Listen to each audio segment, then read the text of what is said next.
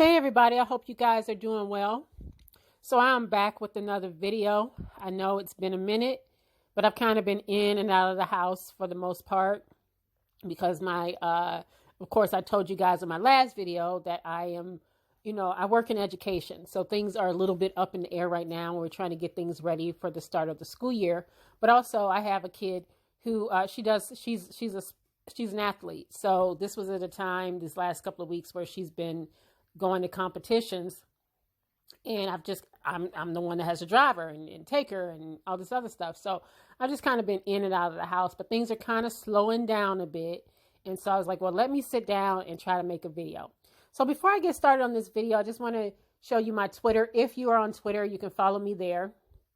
That is my email at the very bottom. If you just want to reach out, I've had people to say, hey, how you doing? Just say what's up. And that is my Cash App over there on the right. Although I personally think the best way to support my channel is if you see advertisements. I know sometimes they go on long and long and long.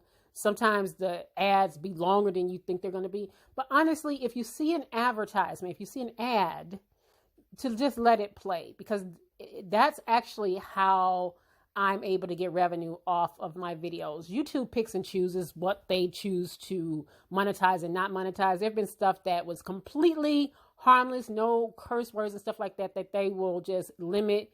And then there's stuff that I'm cussing and fussing all the way through, and they will monetize it. So you just never know. But like I said, the best way to honestly support the channel is to like.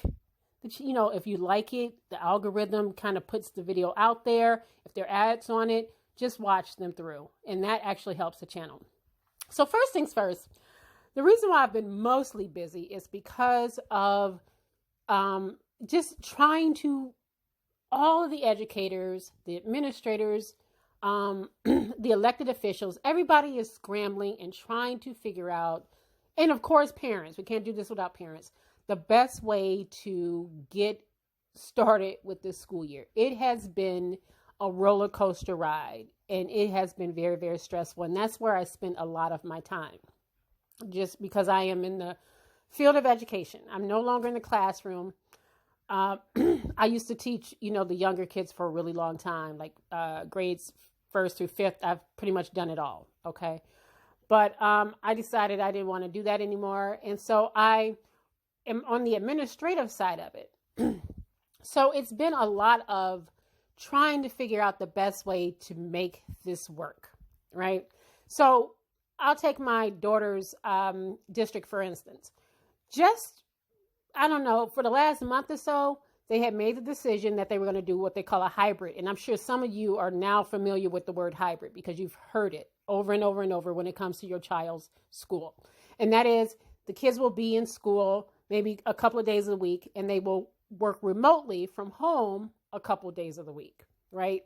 And that was an option. It was also an option that the kids could go to school online the entire fall semester. Well, my daughter and I decided, okay, she wanted to at least go back into the classroom a couple of days a week, right? And I was fine with that. I was like, okay, as long as everything is safe, you feel like we can, okay, if this is what you want to do, we can do this. All the way up until last week, the end of last week, then her district sends out an email saying, no, we've decided to scrap all that. All of the kids are going to go to school online until November.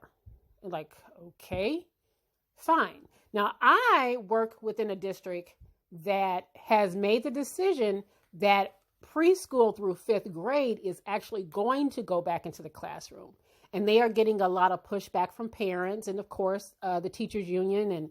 And no matter what I am as far as administrative side of this, because I was always a teacher, I'm always going to stand on the side of teachers and feeling like they know what's best when it comes to these kind of issues and what works best. Now, at the end of the day, because I'm a teacher, I know what works best is for, especially the younger ones, for teachers to be in front of their students. They work better when they have that kind of engagement. But right now, it's just not safe. I spend most of my days on Zoom meetings. So if we are meeting on a Zoom meeting, How can we tell a parent, oh, it's safe for your kid to go back into the classroom? I mean, think about that. We won't even meet together in front of each other. And now you're telling teachers that they need to go back into a classroom with children. And I remember as a teacher, I don't know about y'all. I don't know if your kids ever experienced this, but every September I used to get sick. Every September, as soon as I got back around a bunch of kids, around that environment again, I would get sick. This ain't the time to be trying to cough in front of nobody.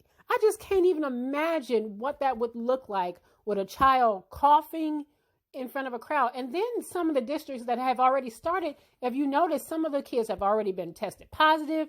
Down in Georgia, they had to quarantine over 200 teachers and staff. I mean, it's been a mess. So, I would love to hear from you guys. What's happening where you live? Is your district going to go back into the classroom? Are you guys going to do remote learning? Today, the city of Chicago, who had planned on doing what they call a hybrid model, and they were only going to have the juniors and seniors online, has decided that everybody is going remote for the fall. And as easy as that may sound for people, it's still not an easy decision because you have parents who cannot stay at home with their kids. And be honest with you, listen, when my daughter came home in March, I'm like, well, goddamn, I didn't realize how much she ate. Just imagine, and I just have one over here eating up all the food. Just imagine if you have several kids that's at home, you still have to work, and they eating up all the food. This is not easy for anybody. And no matter what decision is made, you're going to piss somebody off. Either you're going to piss the parents off, you're going to piss the teachers off, you're going to piss off the administration. But all in all, it's about the safety of the kids. And so we all have to figure this out and work together. Hopefully the kids can get back into the classroom, hopefully by the winter. But it's just kind of a wait and see right now. So it's a guessing game, and I'm sure it's going to keep shifting and changing as the days go on. This is actually a most recent picture of a classroom. I believe it was down in Georgia, where some of the kids, this is like a high school hallway, and some kids have masks on and some kids don't. It's a whole mess. Okay. You're going to keep hearing about kids testing positive in school, but believe you me, but I would love to hear what you guys and where you're living and what your districts are planning to do, or what you're planning to do personally for your own child. All right. Because it's been a headache, and that's why I've just been kind of away, because I've been trying to figure this out with the rest of everybody else and how the best way to do this, simply because my district is going back. All right. And that's going to be a mess, having all those kids back in the classroom. Next things up, I want to talk about the Real Housewives of Potomac. Now, that might seem really a weird transition from talking about kids in school and now talking about the Real Housewives of Potomac, but I just figured out I would just make a little salad here, like crazy salad of just topics. So they came back Sunday night, and I remember, they were supposed to actually start, a couple of months ago, and then Bravo had to push them kind of down, postpone it, and they pushed them. Well, I'm glad that they are back, and I thoroughly enjoyed these episodes. They were really, really good. And I didn't realize just how much I missed the drama of these women. And I'm always back and forth. Do I like the Real Housewives of Potomac better than Atlanta? And I think I do. I think I really do. All right. Because I don't know. This one just seems a bit more it doesn't feel as forced as far as some of the drama that goes on with these ladies. So now they return, and we got all the ladies are back, right? We got Robin, we got Ashley, we got Monique, we got Candace, and Karen. How can I miss Karen? All right, and we got Wendy, and of course we got Messy Giselle. Okay, Giselle is back. Wendy is the new chick, right? She's the new woman. And I just wanted to talk a little bit about some of the stuff. I honestly could have did this in a review, but I was like, no, let me just throw it in there. Okay, just throw it in the pot. So yeah, when it came back, one of the first things I noticed is how Giselle, the whole storyline with Giselle and Jamal Bryant. Now, I really hope that this isn't some kind of ruse for Giselle to have a storyline. I really, really hope that this is genuine, because me personally, I feel like what Giselle and Jamal are doing is not healthy for those girls. And even her daughters were very much aware that their parents really don't belong together. You know, the fact that Giselle can sit here and almost kind of act like the world, the church community, okay, the people down at the church house didn't realize that Jamal was out here being a whole whore. He was a church hoe. He was down there just laying pipe to all these different women in the congregation, having these babies. And, you know, we're supposed to act like it didn't exist. I'm showing this because when I saw, Giselle done paid all that money for her house just for it to look like the inside of a beauty salon. And I was just like, Giselle, no, it just looks so, it's not my particular taste, you know. And I just saw Giselle as doing something a little different. Like, I just think that if that wall was maybe like a gray, it would have looked better. But Giselle, I just felt like it was just a tad bit tacky. But yeah, but let me get back to Giselle and her kids. Her kids were basically telling her, like, we don't know y'all together like that. And I can absolutely understand how that would be weird for kids. I remember when I divorced my husband, you know, when we separated and then eventually divorced, my youngest was like 3, early 3. So, you know, and so I could imagine how weird it would be for her if me and my ex-husband were to get together again and start dating. Like, I just think that would be very weird. Her daughters don't want to see their father hurt their mother again. And I feel like they were trying to tell her this, and she's just not listening. And I just hope that Jamal don't embarrass Giselle out in these streets again, because he is just, remember, it's not too long ago, a few months ago, where it was, rumors had creeped up once again that he had another baby out here. Like, Jamal Bryant has a terrible reputation, and that doesn't mean that people cannot change. That does not mean that.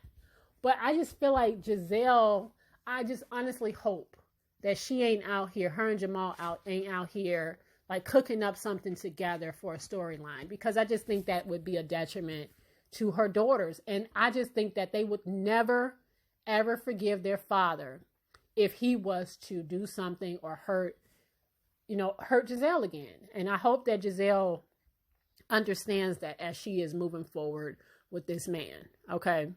But Giselle was just out there being messy. Like I said, I didn't want to make this a review. I just wanted to point out a couple of things about the show that I noticed. And the next person that I want to bring up is Miss Candace. Okay. Candace went in there. They decided they was going to have an anniversary party. And she went in there saying, okay, you know, the woman asked about her budget. And she talking about $5,000. And the woman's like, oh, hold up now. You know, food and beverage on the weekend. That's like, we talking at least $22,000. So so they are, I guess, so-called negotiating that. And if she has a cash bar, which she decided to have, then I'm sure that price was somewhere within that range. And all I could think about was that Candace, who just basically got off of her mother's teat.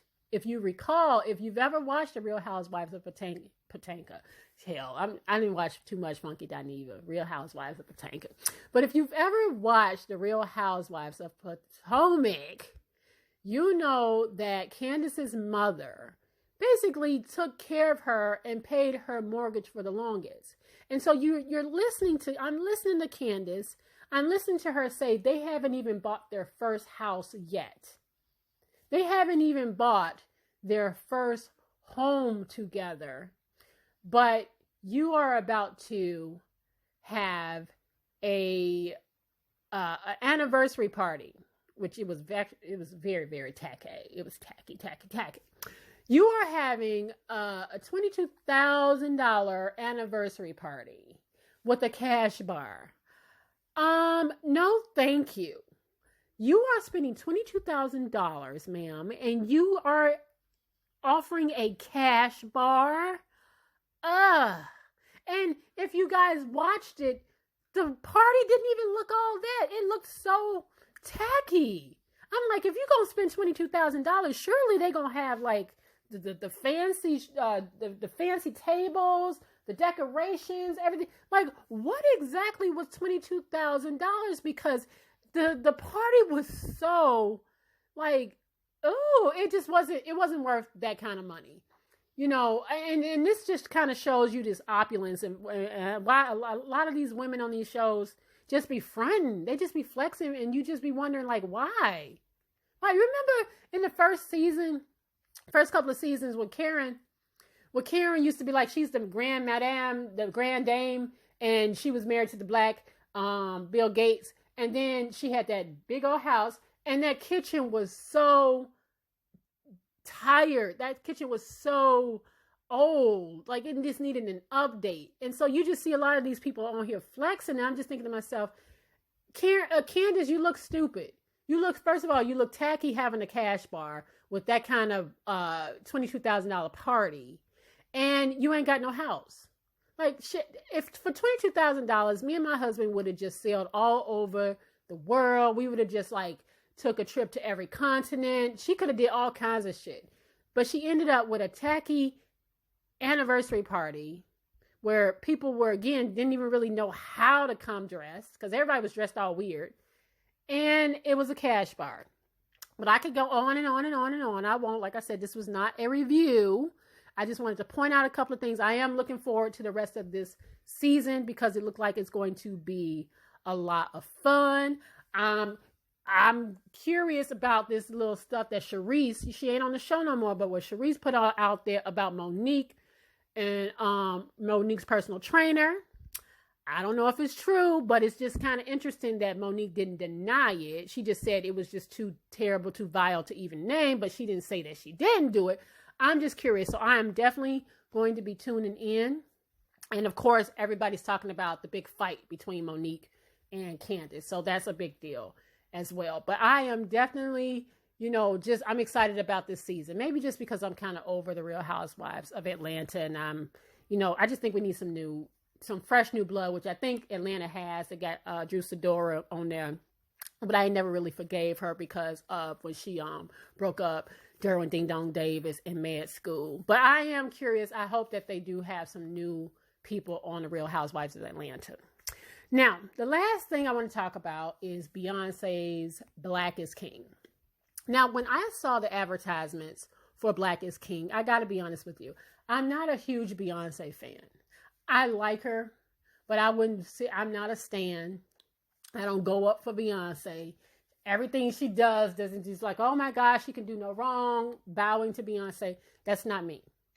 So when this dropped, I watched it the day after. I watched it on that Saturday, August 1st. And I have to say that regardless of what I think musically about Beyonce, this was beautiful. It was a beautiful piece of art. A beautiful piece of art. It was just perfectly woven and everything was just flawless. But I wouldn't expect anything less of Beyonce. And that's when I'm referring to artistically. All right. Now, as far as Beyonce, me personally, would I listen to the music on there again? Probably not. And that's kind of been my critique of Beyonce for a little bit of time, is that I feel like a lot of her songs that she's made over the last several years doesn't have a lot of replay value. I can't see myself playing that music over. If it's on, I'm not going to turn it off, but I'm not going to go out of my way to go and put on any Beyonce's music from the last several years, because I just think that a lot of the music that she has made just doesn't have a lot of replay value. Her older music, the stuff that she did before, I could absolutely put that on. But she's just kind of been, in my opinion, declining in that. But I have to say, for the last couple of years, I have enjoyed Afrobeats. I've never been a big fan of it, but I did enjoy that. And I did get a bit of a history lesson here. So when it was trending, and I saw people that obviously know Beyonce very well and are also very, very immersed. Either they are from Africa or immersed in African culture, or they've studied it. They knew exactly where this, the region that she was referring to, and where this dance came from, or where this fabric came from, or what. That was really interesting to watch, because like I said, I don't know. And I also feel like sometimes we as Black Americans, we have a tendency to look at Africa as if it's some like country, not thinking about that it's made up of many, many, many countries, right? And so maybe this was from Kenya, or maybe this was from Nigeria, or this is Ghana and Namibia, South Africa. We don't necessarily look at it like that. We just say African, and I have to sometimes stop myself, right? Because it's just easier to say Africa, but truthfully speaking, and the truth of the matter is, Africa is made up of many, many, many countries, right? With their own style, culture, foods, all stuff like that. But, and so I got a nice lesson in just, in dance and in arts and customs and things like that I didn't think I was very much interested in. And then I kept seeing all these visuals, and like I said, the visuals were amazing in Beyonce's Black is King. It was absolutely amazing. And so I'll give her that. It was absolutely beautiful, right? And I also saw a lot of people critiquing it, particularly a young lady. She's a rapper from here, my hometown of Chicago. Her name is No Name. And she basically, her critique was, I would say, simple, but she pretty much said that this was kind of like capitalism wrapped in an African aesthetic. And people, of course, dragged her. They dragged No Name for having that critique, right? And my thing is, it doesn't make her a hater to have a critique of Beyonce, because I recall just a few short weeks ago, people were dragging J. Cole for No Name. So now all of a sudden, now it's Beyonce she is critiquing, and now she's getting dragged for saying that basically what Beyonce has created here is just another form of capitalism draped in the African aesthetic. And who am I to say it is or it isn't?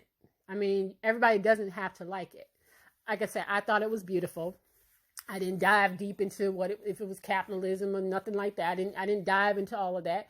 And I think No Name is certainly entitled to that critique, just like I'm entitled to say that it's beautiful. It was a beautiful piece of art, although I don't necessarily think I would replay the music in it, right? But another thing that I saw people doing to Beyonce on here, which I did honestly find disturbing, is a lot of people were calling some of the aesthetics, some of the imagery demonic. Because, it's been this long-standing thing about Beyonce that she is a devil worshiper and all of this and all of that. Now, again, there were a lot of different things that she wore in there. I think it was particularly the one where she had the horns and people like, oh my gosh, oh, she's a devil worshiper and things like that. And then there were other people to kind of come back up and say, whoa, before you start with that, please understand where that came from. And so, as I think about Black is King, as I think about Beyonce, I stopped and thought to myself, people have to stop with the labels, and myself included. I had to check myself when it comes to certain things, right? Just because you don't understand something does not mean that it's bad. Just because you don't necessarily understand the costuming, the mode of dress, what she wore, because she had the horns, does not make Beyonce a devil worshiper. There is a thing called African spirituality, right? And we are descendants of Africans, right? We were brought over here, Black Americans were brought over here, introduced to Christianity. And somehow a lot of us forget that we actually, even though Christianity was in Africa, and I'm just using Africa just as a general term, please forgive me, but because, and the reason why I'm using it as a general term right now is because, remember, the descendants of slaves that are here in America, we come from all over Africa, right?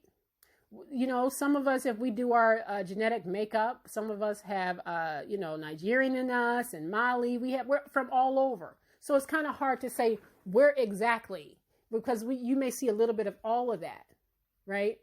And so I say all that to say, just because you don't understand something does not mean that it's bad.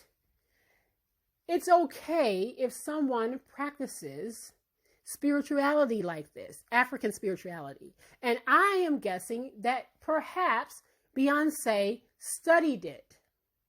Perhaps, and you could see that years ago, right? When you saw her when she was pregnant with the twins.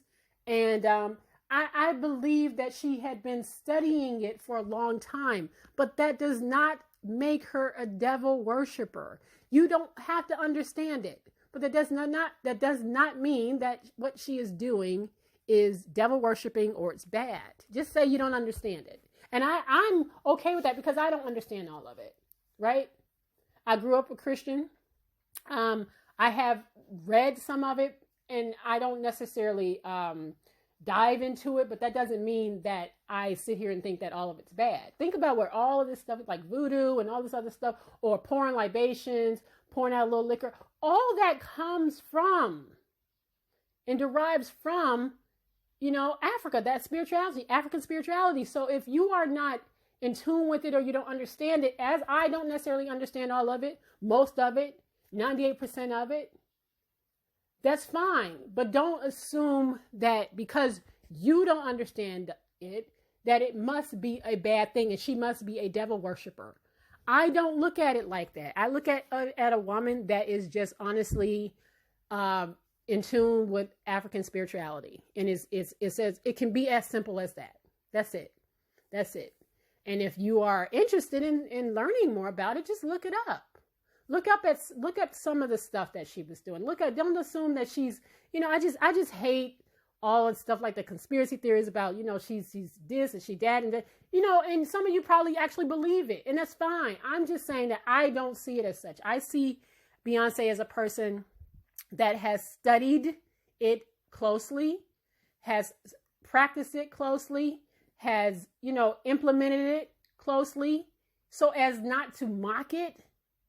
Right? Because it could come off as mocking if especially for people that do reside in these different African countries.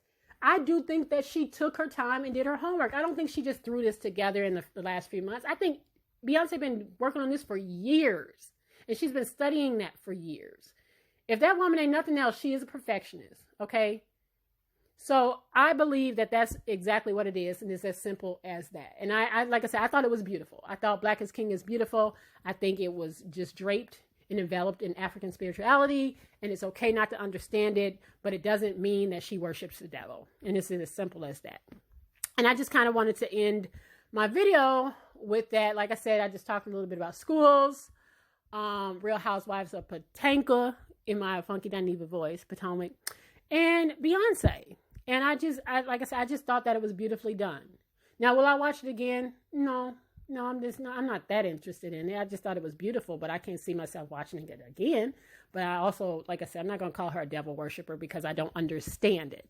I just think it was just something that she's paying respects and showing respect to something. And if you don't understand it, it's okay not to understand it, but don't assume that she's worshiping the devil, right? Anyway, do me a favor, like, comment, share.